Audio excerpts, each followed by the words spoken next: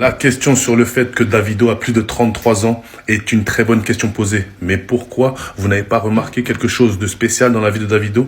depuis ces quelques années-là qui se sont écoulées? Pourquoi Davido a dépassé 33 ans et est toujours au sommet? Pourquoi sa trajectoire ne suit pas ce que certains pensent être une limite? Et pourquoi ce changement dans sa vie semble si marqué pour ceux qui observent? Et dès que cette question est posée, elle ne reste pas isolée, elle se propage, elle s'installe dans les discussions, elle devient un point de départ, une base à partir de laquelle chacun commence à réfléchir, à analyser, à interpréter. Et dans cette réflexion, il n'y a pas de silence, il y a une accumulation de paroles, d'avis, de positions qui se construisent les uns après les autres, sans pause, sans filtre, et ce qui rend cette question encore plus forte, c'est qu'elle ne demande pas seulement une réponse, elle exige une prise de position, elle oblige chacun à regarder différemment ce qu'il pensait déjà connaître, et dans cette obligation, les regards changent, les gens ne voient plus seulement un artiste, ils voient un parcours, une évolution. Des moments clés qui prennent soudainement une autre signification, et dans cette nouvelle manière de voir, chaque détail devient important, chaque étape de sa vie est revisitée, analysée, interprétée à travers cette question centrale, et cette accumulation d'observations crée une tension constante, une tension qui ne disparaît pas, qui ne diminue pas, mais qui s'installe durablement dans les esprits, et dans cette installation les discussions prennent une autre dimension, elles ne sont plus superficielles. Elles deviennent plus profondes, plus insistantes, comme si chacun cherchait à aller au-delà de ce qui est visible, au-delà de ce qui est montré, et dans cette recherche, les paroles deviennent plus directes, plus tranchées, certains affirment qu'il y a forcément une explication cachée, qu'un changement aussi marqué ne peut pas être le fruit du hasard, d'autres restent prudents, ils reconnaissent le changement mais refusent de lui donner une interprétation sans preuve, et cette opposition crée immédiatement une dynamique, une tension entre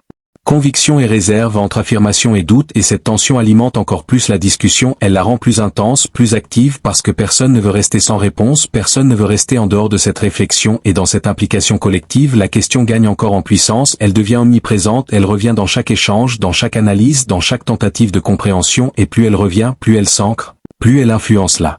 manière dont les gens pensent, la manière dont ils observent, la manière dont ils interprètent ce qu'ils voient, et dans cette influence, un changement profond s'opère, la perception collective évolue, elle devient plus attentive, plus critique, plus ouverte à différentes possibilités, même celles qui ne sont pas prouvées, et cette ouverture crée un espace où tout peut être discuté, tout peut être envisagé, tout peut être remis en question, et dans cet espace, la question continue de tourner, de circuler, de s'imposer comme un point central, un point autour duquel toutes les idées s'organisent, s'affrontent, se complètent sans jamais disparaître, et c'est cette persistance qui donne à la scène toute sa force, parce qu'elle montre que ce n'est pas seulement une question posée une fois, c'est une question qui vit, qui évolue, qui grandit à travers ceux qui la portent, et tant qu'elle reste sans réponse claire, elle continue de produire des réactions, de générer des discussions, de maintenir cette tension qui ne se relâche pas, qui reste présente, active, comme une énergie constante dans la manière dont les gens observent et interprètent la réalité qui les entoure. La question ne perd pas en intensité, au contraire elle gagne encore en profondeur, parce qu'elle ne reste plus seulement à la surface des discussions, elle descend dans les réflexions personnelles, elle s'installe dans la manière dont chacun observe, analyse, compare, et dans cette installation, elle devient presque automatique, comme un filtre à travers lequel les gens regardent tout ce qui concerne Davido, et cette transformation change complètement la dynamique. Ce n'est plus une question posée de temps en temps, c'est une présence constante, un point de référence qui revient à chaque nouvelle observation, et plus elle revient, plus elle structure les pensées, plus elle influence les conclusions, et dans cette influence, les discussions deviennent plus organisées, même si elles restent intenses, elles suivent une direction. Elles cherchent à construire quelque chose, à assembler des éléments, à donner une forme à cette interrogation qui refuse de disparaître, et dans cette construction les gens commencent à hiérarchiser leurs idées, à distinguer ce qu'ils considèrent comme évident de ce qu'ils considèrent comme incertain, et cette hiérarchisation donne encore plus de poids à leurs paroles, elle rend leurs arguments plus solides, plus affirmés, et en face, ceux qui restent prudents renforcent aussi leur position. Ils insistent sur l'absence de preuves, ils rappellent que l'interprétation ne doit pas remplacer la réalité, et cette opposition devient plus nette, plus visible, mais elle ne bloque pas la discussion, elle la rend plus riche, plus structurée, parce que chaque côté pousse l'autre à aller plus loin, à préciser ses idées, à affiner sa manière de voir, et dans cette interaction la réflexion collective gagne en maturité, elle devient moins impulsive, plus consciente, plus construite, et cette évolution donne à la scène une dimension encore plus forte, parce qu'elle montre que la question ne produit pas seulement du débat, elle produit aussi une progression dans la manière de penser, une progression qui ne s'arrête pas, qui continue de se développer à mesure que les échanges se multiplient, et dans cette progression la tension reste présente, mais elle change de forme, elle devient plus intérieure, plus réfléchie, moins visible mais plus profonde. Et c'est cette profondeur qui donne à la scène toute sa continuité, parce qu'elle montre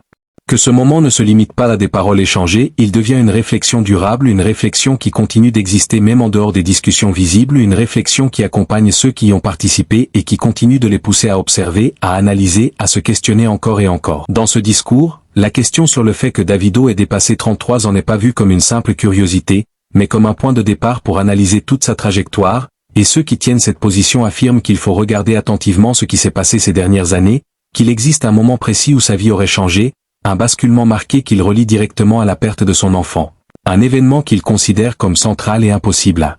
banaliser. Mais au lieu de s'arrêter à une explication humaine, ils vont plus loin et parlent de signature, de deal, comme si derrière la réussite et la longévité d'un artiste il existait des choix cachés, des décisions imposées, des situations où il faudrait renoncer à quelque chose de très cher. Et dans cette logique ils affirment que ce type de perte ne serait pas un hasard mais le résultat d'un échange, d'un prix à payer, même si cela reste une interprétation et non un fait établi, puis ils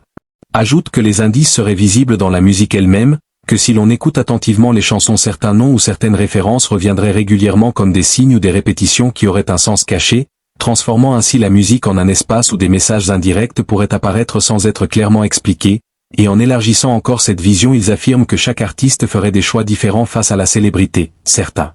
refuseraient de sacrifier ce qui leur est cher et accepteraient une réussite plus courte, tandis que d'autres iraient plus loin pour maintenir leur position, créant ainsi une lecture du monde artistique basée sur des pactes et des échanges invisibles pour le grand public. Et au final ce discours pousse ceux qui l'écoutent à se poser des questions, à observer différemment, en affirmant que les réponses seraient déjà devant eux pour ceux qui prennent le temps de regarder. Tandis que d'autres resteraient incapables de percevoir ce qu'ils considèrent comme des réalités cachées, opposant ainsi deux visions du monde, l'une rationnelle et l'autre fondée sur l'interprétation de signes. Dans la continuité de ce discours, ceux qui défendent cette vision ne s'arrêtent pas à une simple observation, ils insistent sur le fait que tout est déjà visible pour celui qui veut vraiment regarder, ils disent que les signes ne sont pas cachés mais ignorés, que les gens passent devant sans faire attention parce qu'ils sont concentrés sur l'image, sur le succès, sur le spectacle, et non sur les détails. Et dans cette logique ils reviennent encore sur Davido en disant qu'il suffit d'analyser son parcours étape par étape, de comparer son avant et son après, sa manière d'être, sa manière de s'exprimer, sa présence, et que ces changements ne seraient pas anodins selon eux, mais encore une fois cela reste une interprétation et non une preuve. Puis ils renforcent leur argument en élargissant le regard à l'industrie musicale en général, en affirmant que ce type de réflexion ne concerne pas un seul artiste mais plusieurs, qu'il existerait différentes trajectoires, différentes durées de succès, différents niveaux de visibilité, et que ces différences seraient liées à des choix invisibles pour le public, certains artistes disparaissant rapidement après un moment de gloire, d'autres restant au sommet pendant longtemps. Et dans cette comparaison ils trouvent une forme de logique interne qui renforce leurs convictions, même si cette logique repose sur des perceptions personnelles. Ensuite ils reviennent sur la question centrale, pourquoi certains durent et d'autres non, pourquoi certains semblent traverser les années sans perdre leur place. Et dans leur réponse ils ne parlent pas seulement de talent ou de travail, ils introduisent l'idée que la réussite aurait un coût différent pour chacun. Une idée qui nourrit encore plus la réflexion et la curiosité de ceux qui écoutent ce discours, et enfin ils concluent en affirmant que chacun doit faire son propre jugement, qu'il ne s'agit pas d'imposer une vérité mais d'ouvrir les yeux, de comparer, d'observer, de réfléchir par soi-même, en laissant entendre que la compréhension dépendrait du niveau d'attention et de perception de chacun, ce qui maintient le débat ouvert et empêche toute conclusion définitive. Dans ce discours, le centre n'est plus Davido, le regard se déplace clairement vers Baba Loukou, sa présence, son absence, son influence, les gens parlent de lui directement, ils observent sa trajectoire, ses périodes de retrait, ses retours, son impact sur ceux qui le suivent. Certains disent que Baba Loukou ne fonctionne pas comme les autres, qu'il y a une dimension différente dans sa manière d'agir, une autorité qui dépasse le visible, d'autres restent prudents. Ils parlent d'un homme, d'un marabout, d'un féticheur respecté, mais refusent d'aller plus loin sans preuve. Le débat ne s'arrête pas, il s'intensifie, chaque action de Baba Loukou est analysée, chaque silence est interprété, chaque décision devient un sujet. Certains parlent de pouvoir spirituel, d'autres parlent d'influence sociale, de lecture, de vision, aucune confirmation, l'attention reste, les discussions tournent autour de lui, pas de détour, pas de distraction. Baba Loukou devient le point central, celui que tout le monde observe, celui que chacun interprète selon sa propre manière de voir. Certains voient un guide puissant, d'autres voient un homme dont l'impact est amplifié par les croyances, aucune conclusion imposée, seulement des positions, des regards, des interprétations qui s'opposent et se maintiennent. Baba Loukou reste au centre, les regards ne le quittent pas, son nom circule partout, les discussions deviennent plus directes, plus tranchées, certains parlent de ses retraites, de ses périodes de disparition, de ses retours annoncés. Ils disent que rien n'est laissé au hasard, que chaque moment a un sens, chaque silence a un poids, d'autres regardent les faits simplement. Ils parlent d'un marabout qui se retire, qui travaille dans son domaine, qui revient quand il décide, aucun mystère selon eux, juste une pratique connue. Les deux visions s'affrontent sans pause, les partisans de Baba Loukou parlent de puissance, de maîtrise, ils évoquent des consultations, des résultats, des témoignages, ils citent Des personnes qui disent avoir vu des changements concrets dans leur vie, ils parlent d'efficacité, de précision, de contrôle, les autres restent fermes, ils parlent d'influence, de croyance, de perception, ils disent que ce que les gens ressentent devient une preuve pour eux-mêmes, mais pas une vérité générale, les regards se croisent, les mots deviennent plus lourds, personne ne recule, Baba Loukou devient un sujet total, son nom suffit à lancer une discussion, à créer une tension, à diviser les opinions.